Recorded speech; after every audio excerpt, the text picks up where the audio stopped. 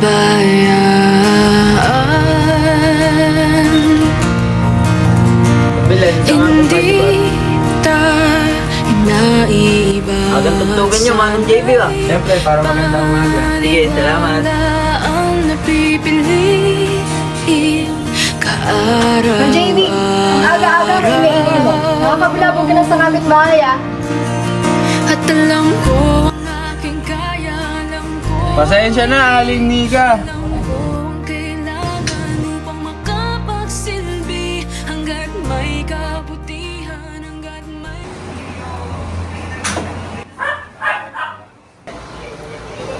Dito na ako.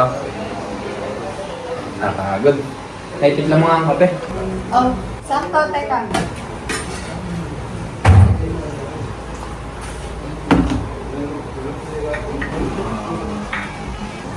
Oh, inumin mo na yan hanggat mainit pa. Sisingin ko lang ang mga bata.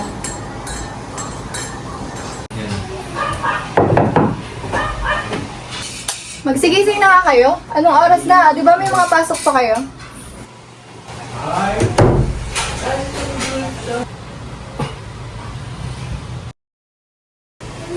Si nanay naman ang aga-aga, sungit-sungit.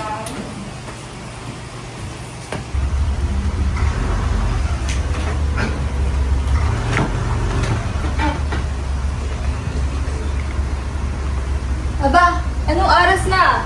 Magsiligo na nga kayo doon. Magsabay na kayo.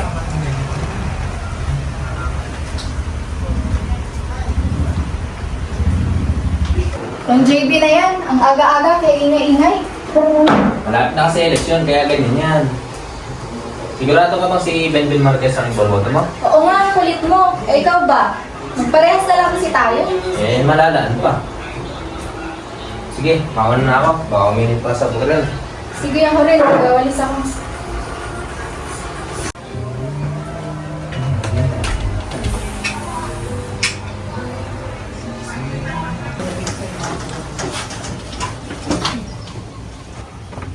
Nay, mauna na. Malilit na. Ayan kasi, kanina pa ginigising. Ay, baon ko pala. O, ito. Thank you. Hoy, Santana. Ingatan mo yung kapatid mo ha. Maaga kayo umuwi. Opo, Nay. Flor, bilisan mo nga. Ito na.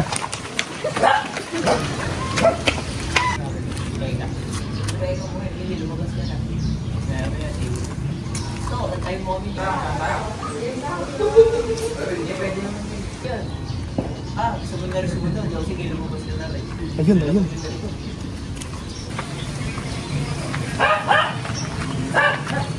Magandang umaga po, ma'am. Matanong ko lang po, may ibabato na po ba kayo sa nalalapit na eleksyon? Abay, oo. Bem-bem ako. Bakit? Magandang umaga po, ma'am. Ako nga po pala si Cyrus. Isa po ako sa kabataan na nag-participate para sa gobyernong tapat. Pasakali man po magbago isip nyo. Dito po yung mga credentials po ni Lani.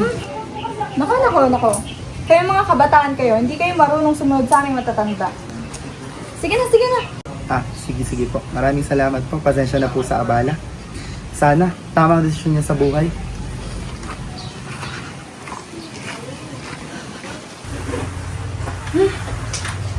Ang bata na to, hindi talaga makaintindi.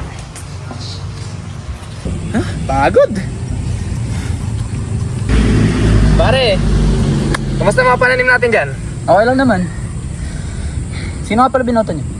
Si Benben pare eh. Ba't si Benben Marquez binoto niyo? Sabi ni Mrs. eh. Ikaw pala eh. Ako binoto ko si Lani. Marami kasi siyang naitulong sa atin, tsaka may history pa siya. Pasensya ka na pare, sabi kasi ni Mrs. eh. Mali naman yung desisyon niyo, pre. Si Lani kasi, maraming nagawa sa atin yan. Maraming naitulong. Tapos may history pa siya na marami siyang nagawa. Baka magalit kasi sa akin si Mrs. eh. Sus, wala ka na dun, pre. Tara, magtanim na tayo. Tara.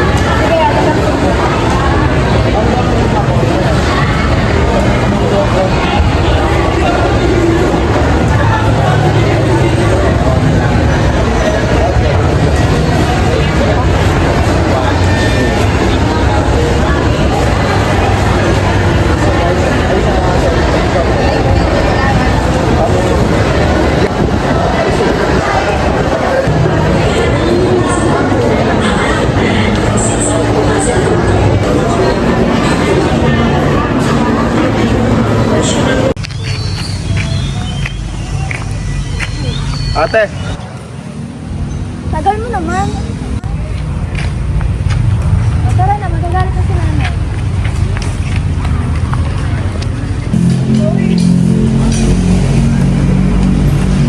Gusto, mananalo kaya si Bembe?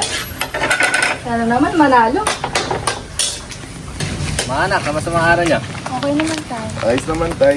Dala niya, naantay na tayo ng mama niyo. Okay, tay.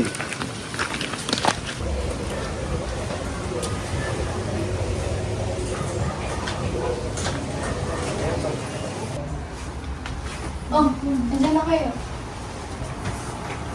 Sige na, magsiupo na kayo. Ano yung balita, oh?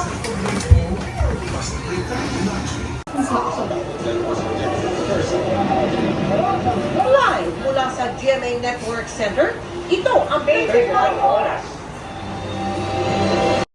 Magandang gabi mga kababayan. Kakapasok lamang po ng opisyal na balita mula sa pamahalaan ng Pilipinas na ang nanalo sa pagkahalalan ay si Benben Marquez bilang presidente. Dali mo, tay. Dali mo. Nanalo tayo. Sakto, may niluto akong pansit. Tara.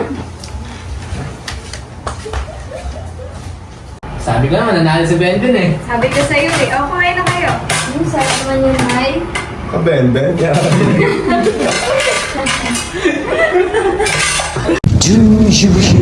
Kinakailangan muna ng isang malaking bagyo bago sila makaranas ng pagtaas ng tubig. Ngayon, kaunting ihilang ng ulan, binabaha na sa kanilang lipunan. Bakit? Dahil dyan sa DPWH na nilalagakan ng trilyon na pondo. Pwede pang kape, wala na tayo. Ano ba ko sa pamilya natin? Anong gagawin ko? Ang baba na nabenta ng palay. Bakit yung isang taon hindi ganyan? Masisisi mo ba ako? Ang sisihin mo, yung gobyerno na binoto mo. Diyos ko, pati pang kain, wala na tayo. Wala kang kwentang asawa.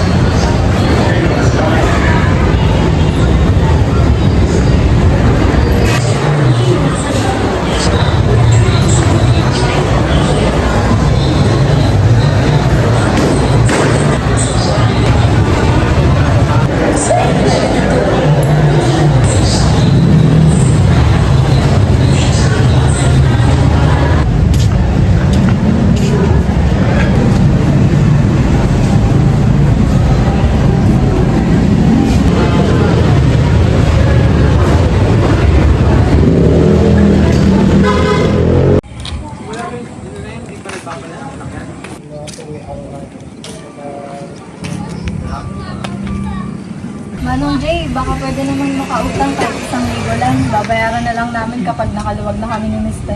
Pasensya ka na, Alinika. Hindi kita mapapautang ngayon. Taas na kasi ng bilihin eh. Ganun ba? Sige. Aling Nika, hirap ng buhay ngayon ah. Manahimik ka dyan.